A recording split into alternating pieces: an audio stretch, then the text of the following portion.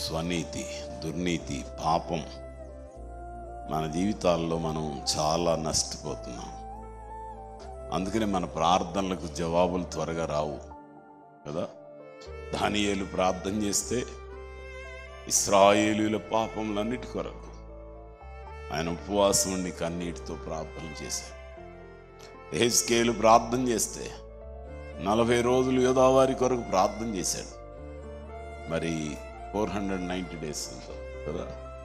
ఏం చేశాడు? యూదావారి అంటే ఇశ్రాయేలీలందరి కొరకు అతడు ప్రార్థనలు చేశాడు కదా. యెహెజ్కేలు గ్రంథం 390 రోజులు 4వ వచనం నుండి చూస్తే అక్కడ మనకు ఆ విషయాలు కనబడతాయి. ఒక పక్కనే పడుకోవాలంటే మళ్ళీ ఇటు తిరగడానికి లేదు. యూదావారి కొరకు 40 రోజులు 6వ వచనంలో ఉంది. 5వ వచనంలోనేమో ఇశ్రాయేలీలందరి కొరకు అంటే 10 గోత్రాల కొరకు 390 దినాలు ఉపవాసం ఉండాలి. ఆయన కొరకు కాదు, తన జాతీయులందరి కొరకు ప్రార్థన చేస్తున్నాడు. నువ్వు చేస్తున్నావా?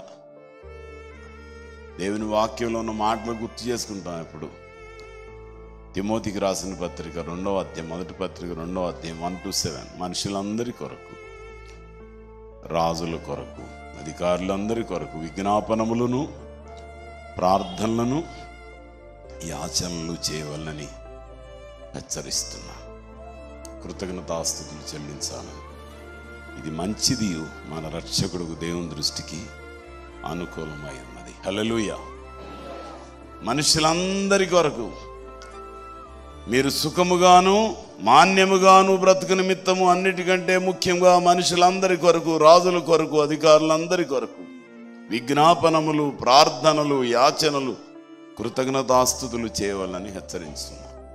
చేస్తున్నారా? గుర్తుపెట్టుకుంటున్నారా? ప్రార్థన చేస్తున్నారా? ఆలోచించేయండి ఒకసారి.